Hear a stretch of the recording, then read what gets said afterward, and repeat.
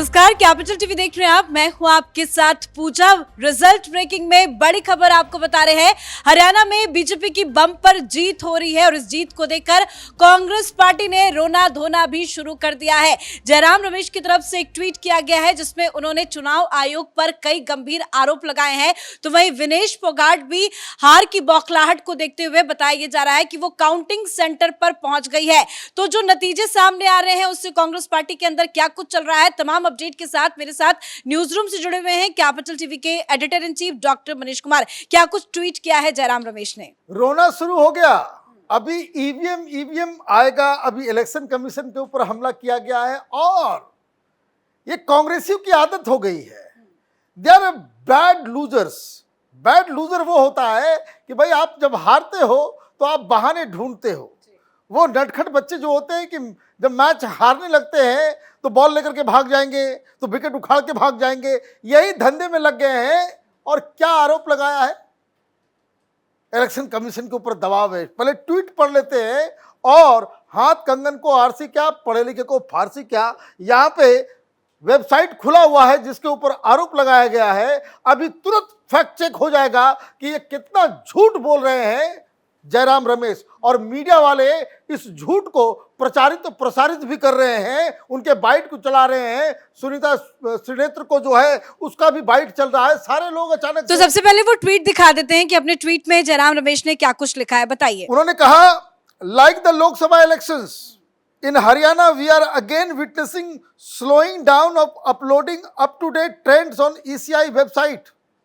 Is the BJP trying to build pressure on administration by sharing outdated and misleading trends by election commission? अब भाई आप अच्छा, आप अपनी संख्या बता दो। आप क्या कह रहे हो? बाइट सुन रहा था मैं। वो ये कह रहे हैं कि भाई अभी तक सिर्फ 10 राउंड्स के चुनाव की काउंटिंग हो गई है और सिर्फ 4 का ही डाला गया है। वो कह रहे हैं कि डेटा धीरे धीरे अपडेट किया जा रहा है। भाई अब मैं आता हूं एक एक करके, आप अपना डाटा रिलीज कर दो। भाई तुम्हारे तमाम प्रवक्ता तो टीवी के ऊपर हैं। आप ये कहो कि भाई इलेक्शन कमीशन का जो डाटा है वो बड़ा स्लो है, हम सुपर फास्ट हैं और हमारे पास देखिए ये सारे जो करंट डाटा है उसमें क्या फर्क आ जाएगा। आप कहो, आप वो नहीं कह रहे। आप क्या कह रहे हो? भाई 10-12 राउंड का काउंटिंग हो गया है। 10-12 राउंड की काउंटिंग नहीं हुई है, 8 राउंड की काउंटिंग हुई है। और सबसे बड़ी चीज कि ये जो आंकड़े इलेक्शन कमीशन के वेबसाइट पर नजर आ रहे हैं वही टेलीविजन चैनलों पर भी नजर आ रहा है। टेलीविजन चैनल एजेंसीज के जरिए, रिपोर्टर्स के जरिए उस डाटा को अपडेट करते हैं। अब जरा हम देखें कि जो डाटा अपडेट हो रहा है वो किस हिसाब से हो रहा है। तो कंस्टिट्यूंसी वाइज चलते हैं तो आप देखिए कि किसी भी कंस्टिट्यूंसी के आप जाएंगे तो आपके पीछे यहाँ पे राउंड्स लिखा हुआ है। डाटा के ऊपर ये राउंड्स लिखा हुआ है। कंस्टिट्यूंसी नंबर क्या है, कौन लीड कर रहा है, कौन ट्रेल कर रहा है, मार्जिन कितना है और कितना राउंड की काउंटिंग हो चुकी है। तो 6, 5, 10, 6, 7, 9, 10, 7, 8 राउंड की ऑन एवरेज काउंटिंग हो गई है। आपने देखा, इसका मतलब 4 राउंड की काउंटिंग का डाटा नहीं दिया जा रहा है, डाटा अपडेट हो रहा है। हाँ, जो रिपोर्टर्स ग्राउंड में देते हैं जानकारी, जो एजेंसियां देती है उसमें फर्क होता है। और वो फर्क क्यों होता है? क्योंकि जब काउंटिंग होती है तो जहां पे काउंटिंग स्टेशन होता है वहां पे अनाउंसमेंट होती है। जब आप एक राउंड ओवर हो गया तो वहां पे बकायदा अनाउंसमेंट किया जाता है कि ये इतने सेकेंड राउंड में इसको इतना वोट मिला, इसको इतना वोट मिला और इतने वोट से ये आदमी लीड कर रहा है, ये उम्मीदवार, इस पार्टी का उम्मीदवार। और ये हर राउंड के बाद ये घोषणा होती है। तो वहां एजेंसी के लोग होते हैं, वहां रिपोर्टर्स होते हैं, वो खटाखट अपडेट कर देते हैं, अपने ऑफिस में बता देते हैं और सारे लोग जो है उसके ऊपर वो टेलीविजन चैनलों के ऊपर डाटा आ जाता है। ठीक, लेकिन इलेक्शन कमीशन के पास डाटा कैसे आता है? इलेक्शन कमीशन के पास डाटा तब आता है जब वो जो रिजल्ट है उस पे तमाम उम्मीदवार के जो रिप्रेजेंटेटिव होते हैं, काउंटिंग एजेंट, हर पॉलिटिकल पार्टी के हर उम्मीदवार के काउंटिंग एजेंट उस पे सिग्नेचर करते हैं, उसको वो लेकर के जाता है, जो रिटर्निंग ऑफिसर होता है उसकी वो पुष्टि करता है, पुष्टि करने के बाद वो इलेक्शन कमीशन को वो डाटा भेजता है, तब जाकर के यहाँ पे अपडेट होता है। कहने का मतलब कि काउंटिंग हो गई, अनाउंसमेंट हो गया, फिर कोई कंप्लेन कर दिया, किसी ने कोई बात उठा दी, तो ये मामला जो है वो हमेशा वो लेट ही आएगा, क्योंकि इलेक्शन कमीशन के वेबसाइट के ऊपर आने का मतलब हो गया कि वो ऑथेंटिक जो है वो सारा चीज हो गया। लेकिन कांग्रेस पार्टी ने तो बहुत जल्दी अपना पेशेंस लूज कर दिया। पवन खेड़ा ने ये जानकारी दी है कि सिर्फ ट्वीट तक ही ये बात सीमित नहीं रह गई है, उन्होंने लिखित में चिट्ठी भी चुनाव आयोग को लिख दी है। देखिए, ये लोग, मैं बार बार कह रहा हूं कि दे आर बैड लूजर्स। वो क्यों? लोकसभा, इसने क्या कहा, लाइक द लोकसभा इलेक्शन। अब देश में क्या है कि अफवाह उड़ाने का और नेताओं के ऊपर आप अनर्गल बातें करने का कोई उसके ऊपर मुकदमा नहीं होता है, कोई केस नहीं होता है। अदरवाइज इस जयराम रमेश को पहले ये सवाल पूछा जाना चाहिए, वो टेलीविजन चैनल पे आकर के कांग्रेस के लोग आकर के ये अनर्गल माने आरोप लगा रहे हैं, इनसे पूछा जाना चाहिए कि जब काउंटिंग चल रहा था लोकसभा चुनाव के दौरान, उस समय भाई साहब खुद जयराम रमेश और साथ में अभिषेक मनु सिंघवी, ये दोनों गए थे इलेक्शन कमीशन कि अमित शाह ने रात भर में 150 डिस्ट्रिक्ट मजिस्ट्रेट्स मतलब रिटर्निंग ऑफिसर्स को फोन किया है, उनके ऊपर दबाव डाला जा रहा है। इलेक्शन कमीशन में भी ये रिटन कंप्लेन दिया गया था।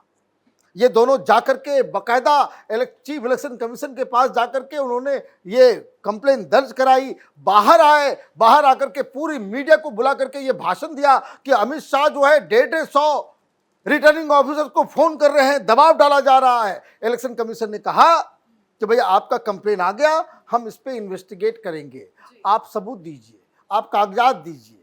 आप वापस गए, आपने कागजात दिया? नहीं दिया। आपकी आदत हो गई है स्पिट एंड रन, थूक फेंक के भाग जाने का। आप अफवाह फैला दो, झूठ बोल दो और वहां से फिर गायब हो जाओ। माने आप ये समझिए, अगर जरा सी भी आप में ईमानदारी है तो आप उस मसले को फिर से उठाइए और सबूत ला करके दिखाइए, आप कंप्लेंट कीजिए, उसको परस्यू कीजिए, आप कोर्ट गए होते। ये दरअसल क्या है, ये लोग पूरे इलेक्टोरल प्रोसेस के ऊपर सवाल खड़ा करना इनकी आदत हो गई है। अभी जब तक एग्जिट पोल साहब में जीत रहे थे दोनों जगह, तो बहुत अच्छा चुनाव अच्छा, और एग्जिट पोल करने वाले भी अच्छे, सारे लोग अच्छे, मीडिया वाले भी अच्छे। और जब आप चुनाव हारते हो तो आप यही पवन खेड़ा कहता है कि भाई काश जिस तरह से आप भारतीय जनता पार्टी का फेवर करते हैं, हम लोग मेरे फेवर में मीडिया होती तो हम रिजल्ट कुछ और होता। भाई आप अपनी नाकाबिलियत को, आप अपनी काहिली को, सर वैसे गिरगिट की तरह रंग बदलना कांग्रेस पार्टी की पुरानी आदत है, लेकिन जिस तरह से कांग्रेस पार्टी चुनाव आयोग पे जाके शिकायत कर रही है, ट्वीट्स आ रहे हैं, इसका मतलब ये मान लिया जाए कांग्रेस पार्टी ने अपनी हार को स्वीकार कर लिया है? देखिए, मेरे हिसाब से तो अब ये कोई बदलाव इसमें नहीं होने वाला है। भारतीय जनता पार्टी कंफर्टेबली 45 के ऊपर अपने दम पे लेकर के आएगी। ये आंकड़ा आगे बढ़ेगा। जो लोग, कुछ लोगों की धड़कन जो है वो बढ़ रही होगी, उनको जो है थोड़ा मैं शांत कर दूं। ये तमाम जो कुछ भी टच एंड गो का मसला होगा, ये जो ट्रेंड देखा जाता है वो ये देखा जाता है कि अगर आप लीड कर रहे हो, ये डिफरेंस बहुत ज्यादा का है, 15 सीटों का डिफरेंस है। और अगर मान लीजिए इसमें कुछ सीटें, 10 सीटें ऐसी होगी जो सीटें आप ये समझिए कि वो 5000 से कम या 1000 बहुत ही मार्जिन कम है, तो उसमें कौन कितना जीतेगा? जो ट्रेडिशन, जो अब तक ये देखा गया है कि जिस अनुपात में सीटें हैं, जितना ये डिफरेंस चल रहा है, वो जो क्लोज कंटेस्ट में चलेगा वो एवरेज घूम फिर करके वहीं पे आ जाएगा। मतलब जो पार्टी ट्रेंड कर रही है, जीत रही है, वो लगातार जीतते चली जाएगी। और इसलिए जो ये 35 है, आप शाम तक आप देखेंगे कि ये घट के पहुंच जाएगा 30 तक। और ये बढ़ के पहुंच जाएगा 55 तक। ये काउंटिंग के दौरान का जो एक्सपीरियंस है वो मैं आपके साथ शेयर कर रहा हूं कि ये ट्रेंड जो अभी नजर आ रहा है, क्योंकि अब हाफ वे राउंड जो है वो ऑलरेडी हो चुका है और पोल पट्टी खुद जयराम रमेश ने खुद खोल दी। वो खुद ही कह रहे हैं कि 12 राउंड हो गया है, तो 15-16 राउंड, 17 राउंड, ज़्यादा से ज़्यादा 18 राउंड की काउंटिंग होती है। तो मतलब जयराम रमेश के मुताबिक आधा से ज़्यादा काउंटिंग हो चुकी है और आधा से कहीं ज़्यादा, मतलब आप समझिए कि 40% काउंटिंग जो है वो बाकी है।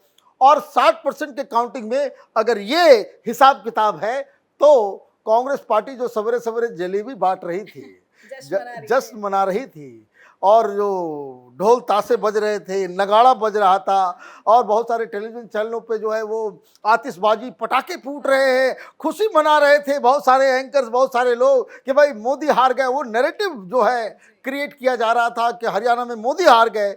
इन सब के मुंह पे जो है ताला लग जी, गया। धन्यवाद सर समझाने के लिए। तो वाकई में ये पहली बार वैसे नहीं है, 2019 में भी हमने देखा था कि एग्जिट पोल जो है वो गलत साबित हुए थे और आज वही हुआ है। आज भी जब नतीजे आने की शुरुआत हो गई, शुरुआती रुझान में तो भले कांग्रेस पार्टी को बहुमत का आंकड़ा मिल रहा था, लेकिन धीरे धीरे जब काउंटिंग जब बढ़ती गई, अब ये बिल्कुल साफ होता नजर आ रहा है कि हरियाणा में बीजेपी को बहुत बड़ी जीत मिल रही है और कांग्रेस पार्टी हार गई है। लेकिन इसी हार की बौखलाहट कांग्रेस पार्टी की साफ साफ समझ में आ सकता है, क्योंकि जब तक जीत रहे थे तब तक तो सब कुछ ठीक था, लेकिन अब कांग्रेस पार्टी ने आरोप लगाना शुरू कर दिया है। जयराम रमेश ने ट्वीट किया है, ट्वीट करके काउंटिंग धीरे होने का आरोप लगाया है, तो वहीं कांग्रेस के तमाम नेता जो हैं वो चुनाव आयोग पर सवाल खड़े कर रहे हैं। मेरे साथ फिलहाल इतना ही। देखते रहिए कैपिटल टीवी। नमस्कार।